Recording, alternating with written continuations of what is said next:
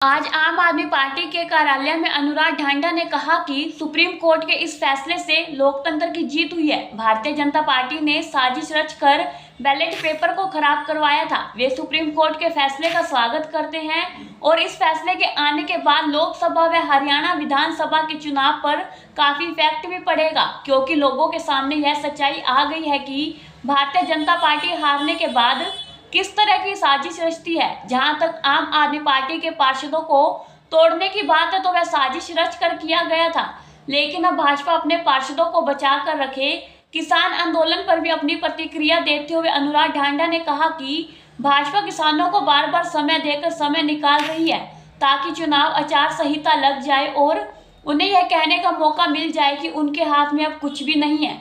तो पांचवी वार्ता का न्योता आज सुबह दिया गया, वह कल शाम को दिया जाना था ताकि तनाव की स्थिति ना बनी रहे। ये जैसे हम दशहरा मनाते हैं और दशहरा प्रतीक है असत्य के ऊपर सत्य की जीत का प्रतीक है, उसी तरह से मॉडर्न दुनिया में, लोकतांत्रिक दुनिया में ये जो मेयर चुनाव, चंडीगढ़ का मेयर चुनाव का फैसला हुआ है, इसकी भी नज़ीर दी जाया करेगी।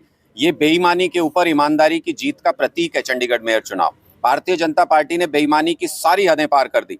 भारतीय जनता पार्टी ने वोटों की चोरी भी की, पार्षदों को तोड़ने की कोशिश भी की, अपना प्रिजाइडिंग ऑफिसर बना के मनमानी भी की, फिर उसके बाद हर तरह का अत्याचार करने की कोशिश की। लेकिन उसके बावजूद भी उनके मेयर को 20 दिन के अंदर इस्तीफा देना पड़ा और आम आदमी पार्टी का मेयर चंडीगढ़ के अंदर बन गया है। यह अपने आप में पूरे देश के लोगों का उत्साहवर्धन भी करता है, पूरे देश के लोगों के अंदर भी मजबूती पैदा करता है कि आम आदमी पार्टी के साथ जब जब भारतीय जनता पार्टी का मुकाबला होगा, जब जब ईमानदार लोगों के साथ बेईमानों का मुकाबला होगा, तब तब बेईमान हारेंगे और ईमानदारी जीतेगी। 3 चले गए हैं, अल्पमत में तो नहीं आ जाएंगे अब आगे आप?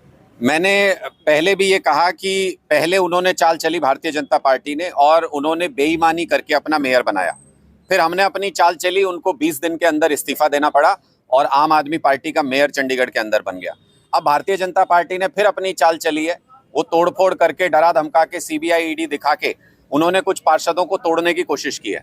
उनकी तो चाल देखी है आपने, अभी आम आदमी पार्टी की चाल देखिए, हमारी भी बाकी है। मुंह तोड़ जवाब देंगे, करारा जवाब देंगे, इंतजार कीजिए। पार्षद आ रहे हैं क्या आम आदमी? इंतजार कीजिए उनकी। जब आम आदमी पार्टी की चाल आप देखेंगे तो जैसा मेयर चुनाव में फैसला हुआ, जैसे जीत हुई ईमानदारी की बेईमानी के ऊपर, उसी तरीके से दोबारा भी बेईमानी के ऊपर ईमानदारी की जीत होगी।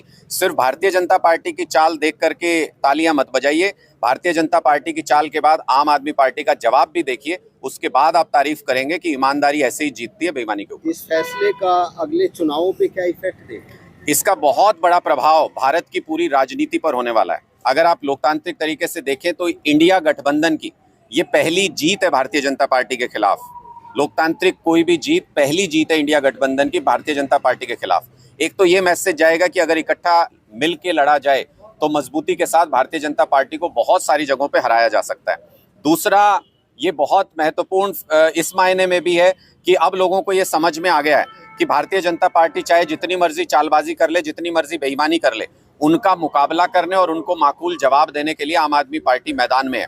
और तीसरा, इस पूरे इलाके में दिल्ली में आम आदमी की सरकार, पंजाब में आम आदमी की सरकार, अब चंडीगढ़ में भी आम आदमी की सरकार और 2024 के अंत तक हरियाणा के अंदर भी पूरे बहुमत की आम आदमी पार्टी की सरकार बनना तय है। एक अनुराग, आज सुबह भी टीयर गैस हुई शंभू बॉर्डर पर और जैसे ही वो वहां हंगामा हुआ, तुरंत बाद केंद्र सरकार की तरफ से 5वीं वार्ता का ऑफर आ गया। मुझे लगता है कि भारतीय जनता पार्टी किसानों के खिलाफ साजिश रच रही है, उनको गुमराह करने की कोशिश कर रही है, बातचीत में उनको उलझाते हैं।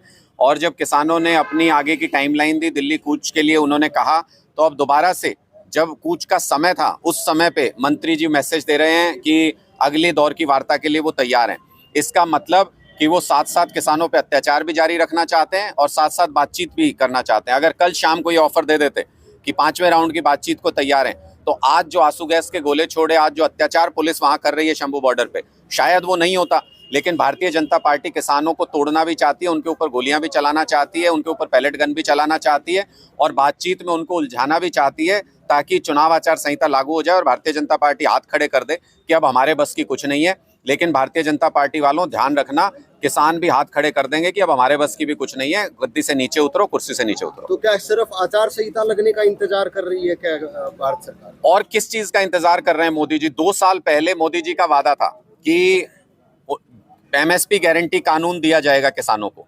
1 साल तक सड़क पे बिठा के रखने के बाद जब किसान कानूनों को वापस लिया गया, जब कृषि कानूनों को वापस लिया गया, तो साथ ही ये कहा गया कि एमएसपी गारंटी कानून की मांग पे भी हम विचार कर रहे हैं और उस पे किया जाएगा कुछ न कुछ।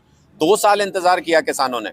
मैं पूछना चाहता हूं कि जब मोदी जी कुछ 100 अपने बिजनेसमैन दोस्तों का 14 लाख करोड़ रुपया माफ कर सकते हैं, तो फिर 26 करोड़ किसानों का तो सिर्फ 4-5 लाख करोड़ रुपया है, वो क्यों नहीं माफ कर सकते कर्ज? जब स्वामीनाथन जी को भारत रत्न आप दे रहे हो, सम्मान कर रहे हो उनका, तो उनके दिए C2+50% के फॉर्मूले को क्यों नहीं लागू कर सकते हो? जब चौधरी चरण सिंह जी को भारत रत्न का सम्मान दे रहे हैं आप, तो इसका मतलब किसानों का संघर्ष करने वाले व्यक्ति को आप सम्मान दे रहे हैं, तो फिर किसानों पे लाठियां, गोलियां, पैलेट गन क्यों चला रहे हैं? इससे स्पष्ट पता चलता है कि भारतीय जनता पार्टी की नीयत सही नहीं है। भारतीय जनता पार्टी किसानों के ऊपर अत्याचार करना चाहती है, उनको कुचलना चाहती है, लेकिन वो भूल जाते हैं कि किसान हमारे अन्नदाता हैं। उन्हीं के दिए हुए अनाज से भारतीय जनता पार्टी के नेताओं के, उनके परिवारों के भी पेट भरते हैं। जिस दिन किसान अपनी पे आ जाएगा, उस दिन भूखों मरने की नौबत आ जाएगी भारतीय जनता पार्टी के लिए।